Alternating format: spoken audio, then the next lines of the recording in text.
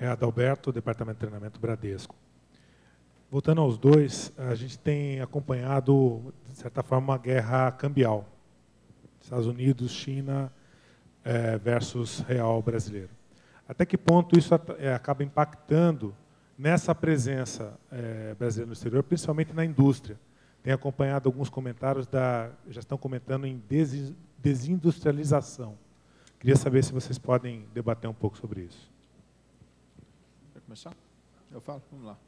Ótimo ponto esse também, porque além de ser o ponto dos jornais, e está lá o Lula agora, a Dilma, estão os ministros de Fazenda reunidos lá no G20, a questão é o seguinte, eu só costumo separar em dois aspectos. Primeiro, quando muita gente fala que o câmbio vai desindustrializar o Brasil. Então um câmbio mais apreciado, de 1,60, 1,50, poderia desindustrializar o país, porque você perde, de fato, competitividade. Eu costumo dizer o seguinte, olha, eu não conheço nenhum país que ficou rico no mundo, Estados Unidos, Japão, Europa, pode pegar a Alemanha, que tenha ficado rico por causa do câmbio. Esses caras ficam ricos por 3 fatores, basicamente. Tá? Por estabilidade macroeconômica, por produtividade e por instituições. Isso é o que a literatura econômica diz. Nenhuma literatura cita a taxa de câmbio vai ajudar fulano, ciclano a ser um país grande. Então, acho que a gente, às vezes, superestima o papel do câmbio. Um segundo aspecto aí você pode perguntar para, eu diria que 9 em cada 10 empresários, se não forem 10 em cada 10, você diz para ele o seguinte, você prefere o câmbio a 2, ou vou te dar uma alternativa, a carga tributária, ao invés de ser 37%, virar 30%, se você tiver estradas, rodovias, ferrovias, você possa acessar o porto de forma mais ágil, o que você prefere?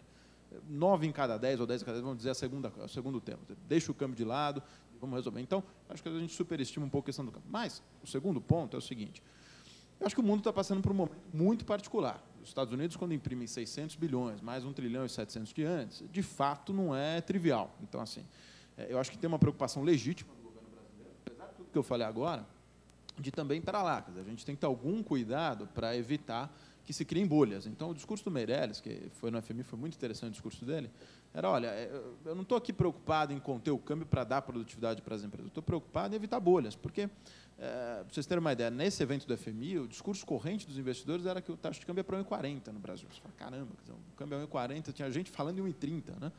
E aí você cria bolhas, aí tem excesso de crédito, aí tem excesso de alavancagem, aí você, portanto, desequilibra a economia. Então, acho que é um tema assim, eu não gosto do tema como longo prazo, acho que o câmbio não é uma preocupação de longo prazo, mas no curto prazo acho que é legítimo e o país tem que se defender de alguma maneira. É difícil, porque tem uma bazuca lá apontada para a gente de 600 bilhões, mas acho que algumas coisas dá para fazer. Especialmente se a gente investir em infraestrutura, se a gente melhorar a produtividade. Acho que aí a saída é estrutural, não é pontual, como aumentar o IOF ou fazer swap cambial, coisa do gênero. Tá, eu não discordo do Fernando, mas eu tenho alguns pontos a mais. Assim, eu acho que a carga tributária realmente é um componente até mais importante do que o câmbio. Até, normalmente, os jornalistas me perguntam a questão de exportar serviços, né? Se você perguntar, obviamente, um câmbio a 1,70, fica difícil, né? Para quem já, não vou falar 4, não, mas para quem já teve 2,50, 2,80, por mais que você vai agregando valor, que é uma coisa boa, porque você é obrigado a se mexer e agregar valor. Então, o fato do real se apreciar tem uma vantagem que as empresas são obrigadas a agregar mais valor no seu produto. Mas tudo na vida tem limites. Eu não gosto quando tem extremos, né? Então, a carga tributária eu acho até um fator mais importante, mas como a gente, infelizmente, tem que ser pragmático, e dificilmente a gente vai mudar a carga tributária do Brasil nos próximos anos, o câmbio é pesado. E realmente está desindustrializando. Eu acho isso mesmo, acho que claramente, não é só eu, né? Acho que é visível isso. Muitas coisas que você fabricava aqui, você acaba importando, muitas coisas que você fabricaria aqui para exportar, você deixa e a multinacional faz fora. Nós mesmos, por exemplo, algumas ofertas de serviços para os Estados Unidos, a gente faz combinado com México e Argentina, né? Então, eu acho que a curto prazo o câmbio é um impacto enorme. Eu acho que já estamos num extremo. Obviamente não vou falar valores, porque eu não tenho bola de cristal, nada. Quem sou eu também para definir valor? Mas é fato que está desnacionalizando e vai gerar problemas que depois pode ser que lá na frente se equilibre e tenha uma visão macroeconômica, mas muita gente vai morrer pelo caminho. Aliás, já está morrendo. Só pegar um ponto um pouquinho diferente, que é o ponto de vista ao contrário da multinacional. Não vou entrar em aspectos macroeconômicos, mas você não tem sei se você tem noção, da dor de cabeça que gere ao comparar profissionais brasileiros com profissionais internacionais, do ponto de vista salarial, de políticas de remuneração, expatriação, por causa disso. Cria-se uma bolha, essa bolha sabe-se lá quanto tempo vai levar, passa a questionar se um país está remunerando mais ou menos um executivo, né, onde, na verdade, quem dita isso é o mercado. Né? Então, estamos tendo discussões imensas em cima disso, onde alguns executivos aqui, às vezes até não em cargos gerenciais, acabam ganhando mais do que executivos lá fora, por questões cambiais, né? Não por questões de remuneração. Mas queria colocar uma coisa em... eu queria colocar... É interessante isso, quer dizer, nós temos pessoas que trabalham nos Estados Unidos, quando eles vêm para cá, eles estão horrorizados com o preço de São Paulo. São Paulo está caro. Né? Nós, quando começamos a operação no México, o Brasil era muito mais caro que o México. Hoje não dá para comparar, inverteu. Né? O Brasil é muito mais caro que o México. Então, está desequilibrado. Está demais, entendeu? Você falou que não ia falar em números, só para dar um número da nossa área de pesquisa. O que a gente faz? A gente pega e compara o câmbio das principais economias do mundo, mais de 50. E o Brasil, comparado com a média dos últimos 10 anos, o câmbio está 37% mais apreciado do que a média dos últimos 10 anos e é disparado o país que mais apreciou nesse horizonte. Então, assim, não é que está muito caro mesmo o Brasil. Quem viaja, ou mesmo o Big Mac, aqueles mais tradicionais, a gente começa vendo por aí. Eu acho que isso vai corrigir, eu concordo com os dois aqui, com a Stefania, com o Gustavo, que assim, isso gera distorções, está gerando algumas distorções que vão ser corrigidas. O meu ponto diz mais respeito ao crescimento de longo prazo, quer dizer, que não é uma variável-chave para isso, mas que incomoda e que afeta a vida das empresas, eu não tenho a menor dúvida. Esse tema salarial, todos os executivos que vêm nos procurar falam, poxa, mas um senior manager aí no Brasil está ganhando uma fortuna. Não é bem assim, quer dizer, no fundo, a taxa cambial distorce esses temas todos. Né? Uma pergunta ali. Eu vou fazer uma pergunta para os três. Basicamente, em cima de duas planilhas que você colocou, mas que... a minha pergunta é voltada para o Brasil. Aqui você dá, ou vocês dão como fator, que o Brasil, numa das planilhas, é o segundo exportador de empresas para o exterior. E, em termos de investimento no Brasil, ele está depois até da Índia. E a Índia nem aparecia na primeira. Acho que, se eu não me falha a memória, é isso que você mostrou na planilha. Primeiro, tem a China investindo 95 bilhões, me parece, que na tua planilha estava 95 bilhões, depois, segundo lugar, depois dos Estados Unidos. Depois vinha o recebedor de investimento direto, né? Isso. Qual é a razão que a gente pode observar na segunda planilha que você botou, na segunda vez, focado nesse processo de investimento, o Brasil aí já passa a ser o quarto para receber? Entendi.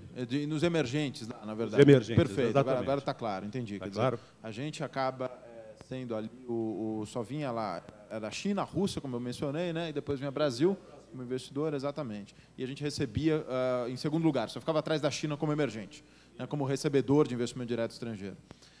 Eu acho que tem um ponto que é assim, o Brasil oferece, desses países todos, pensar nos BRICS, aí, como a gente está falando, o Brasil oferece condições extraordinárias de crescimento, maiores até, não pense em taxa de variação, eu não estou aqui falando, a Índia e a China crescem mais do que o Brasil, mas o Brasil oferece oportunidades em alguns setores que são únicas, que é o setor de infraestrutura, de novo, o retorno aqui é muito alto, porque a infraestrutura é muito baixa, e setores de mercado de consumo de classe média. Não vamos esquecer que a renda média do Brasil é muito superior ainda à renda média da China, da Índia, inclusive da Rússia. E tem um aspecto que é muito interessante. Por que é mais fácil você investir no Brasil do que você investir nesses outros países?